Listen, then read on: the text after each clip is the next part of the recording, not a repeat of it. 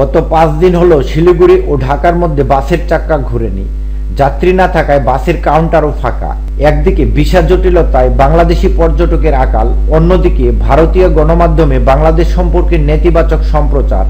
সব মিলিয়ে ভয়ে আতঙ্কে বাংলাদেশি মুখী হওয়ার সাহস করছেন না ভারতীয় পর্যটকরা। এমন পরিস্থিতিতে বাস চালিয়ে কোনো লাভ হচ্ছে না বলে অনির্দিষ্টকালের জন্য ঢাকা শিলিগুড়ির মধ্যে বাস পরিষেবা বন্ধ করে দিয়েছে মালিকপক্ষ। প্রায় লাটে উঠেছে হোটেল ব্যবসা। উত্তরবঙ্গের ট্যুরিজমের সঙ্গে যুক্ত ব্যবসায়ীরা ভারত সরকারকে উদ্দেশ্য করে এবার প্রশ্ন করতে শুরু করেছেন, আর কতদিন চলবে এভাবে? পর্যটনের পাশাপাশি চিকিৎসা, পড়াশোনার জন্য বহু মানুষ বাংলাদেশ থেকে পশ্চিমবঙ্গের উত্তর সহ শিলিগুড়িতে আসেন। মূলত চ্যাংরাবান্ধা সীমান্ত হয়ে শিলিগুড়ি একবার পৌঁছাতে পারলে খুলে যায় পর্যটনের দুয়ার। দার্জিলিং, সিকিম, আসাম, বিহার থেকে নেপাল, ভুটান, এমনকি চীন সীমান্ত পর্যটনের অভাবনীয় সম্ভাবনার কারণে সারা বছর ভিড় লেগে থাকে এই এলাকায়। স্বাভাবিক কারণেই সময়ের ব্যবধানে পর্যটকদের সুবিধার জন্য চালু হয়েছিল ঢাকা থেকে শিলিগুড়ি সরাসরি ট্রেন মিতালি ও বেসরকারি বাস পরিষেবা। 5 আগস্টের পর বাংলাদেশে চলমান নানা পরিস্থিতির কারণে ট্রেন পরিষেবা বন্ধ করে দেয় ভারত।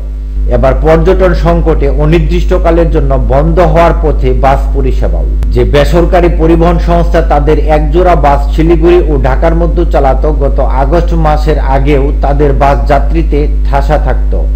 পরিবহন সংস্থাটি বলছে 5 দিন অপেক্ষা করেও যাত্রী মিলছে না। পরিবহন সংস্থার একটি কাউন্টার মাল্লাগুড়ি এলাকায় রয়েছে।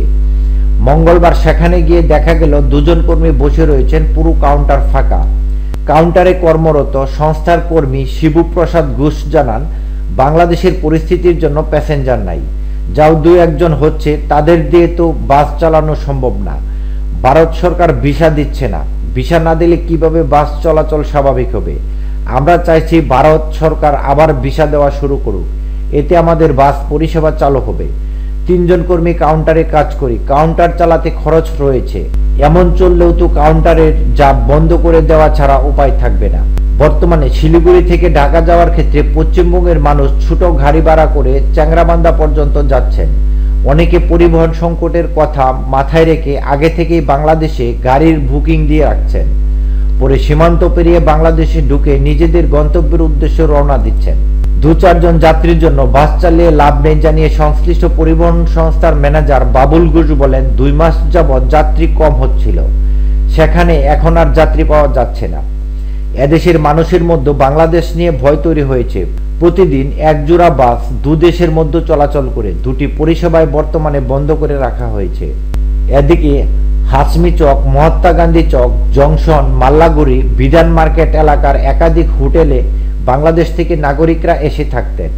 বাংলাদেশের নাগরিকদের যাতায়াত কমায় হোটেল ব্যবসায় যে প্রভাব পড়েছে তা বিভিন্ন হোটেল কর্তৃপক্ষের সঙ্গে কথা বলে স্পষ্ট হয়েছে। তারা জানান, সরকার পতনের পর বাংলাদেশের নাগরিকদের যাতায়াত শিলিগুড়িতে একেবারে কমে গেছে। আগে যারা ভিসা পেয়েছিলেন সেই সব মানুষরা ট্যুরিস্ট ভিসা নিয়ে আসছেন, কিন্তু ভিসার মেয়াদ প্রায় শেষ। শিক্ষা ও চিকিৎসার জন্য বহু মানুষ এদেশে আসেন, কিন্তু সেই সংখ্যা তলানিতে ঠেকায় নিশ্চিতভাবে আর্থিক ক্ষতি হচ্ছে। পরিস্থিতি কবে স্বাভাবিক হবে জানি না।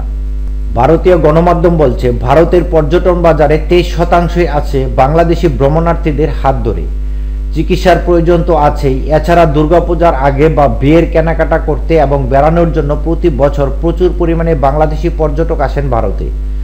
ভারতে বিশেষ করে পশ্চিমবঙ্গে বাংলাদেশের বহু মানুষের আত্মীয় স্বজনও থাকেন, তারাও ভারতে আসেন আত্মীয়দের সঙ্গে দেখা করতে। তবে বাংলাদেশে সাম্প্রতিক পরিস্থিতির কারণে এই বাংলাদেশি পর্যটকদের অধিকাংশই উধাও হয়ে গিয়েছে।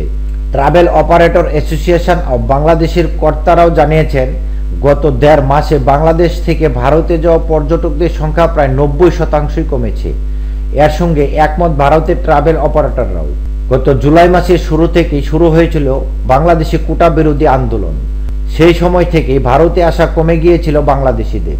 ছাত্র জনতার বিক্ষোভের মুখে প্রধানমন্ত্রীর পদ থেকে ইস্তফা দিয়ে দেশ ছাড়েন শেখ হাসিনা। এতে সংকট আরও বেড়ে গিয়েছে। রাজনৈতিক পরিস্থিতির কারণে সাময়িকভাবে ব্যাঘাত ঘটেছিল বিমান চলাচলের। চিকিৎসার উদ্দেশ্যে ছাড়া বাংলাদেশিদের সমস্ত ভিসা বাতিল করা হয়।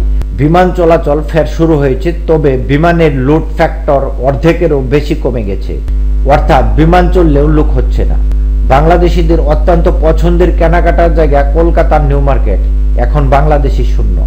ভারতীয় গণমাধ্যম ইকোনমিক টাইমস এর এক প্রতিবেদনে ট্যুর অপারেটর অ্যাসোসিয়েশন অব বাংলাদেশের ডিরেক্টর মোহাম্মদ তসলিম আমিন শোভনকে উদ্ধৃত করে বলা হয়েছে, বাংলাদেশি পর্যটকদের অন্যতম গন্তব্য হল ভারত।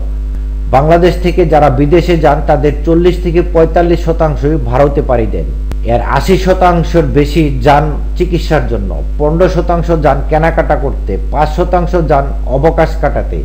কলকাতা হলো বাংলাদেশিদের পছন্দের কেনাকাটার জায়গা। অন্যদিকে সিকিম সহ উত্তর পূর্ব ভারতের রাজ্যগুলি এবং কাশ্মীর, আগ্রা ইত্যাদি তাদের অন্যতম পছন্দের ভ্রমণস্থল। কোভিড মহামারীর সময় সারা বিশ্বেই ক্ষতির মুখে পড়েছিল পর্যটন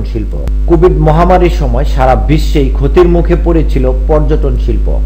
ভারত বাংলাদেশ পর্যটনও তার ব্যতিক্রম ছিল না।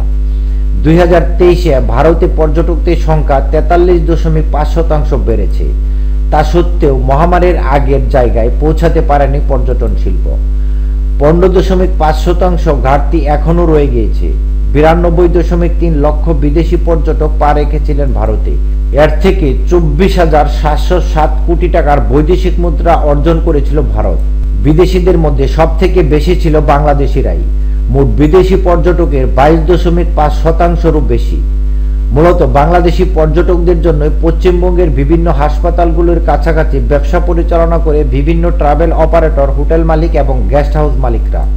ইকোনমিক টাইমসের প্রতিবেদন অনুযায়ী বর্তমানে এই ব্যবসায়ীরা মাছি তাড়াচ্ছেন।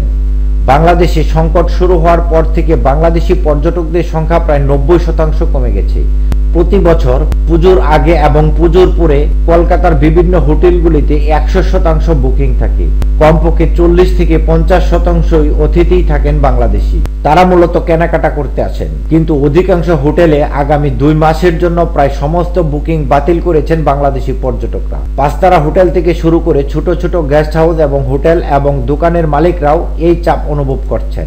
2022 সালে বাংলাদেশ থেকে চিকিৎসার জন্য ভারতে এসেছিলেন 3,04,067 জন মানুষ।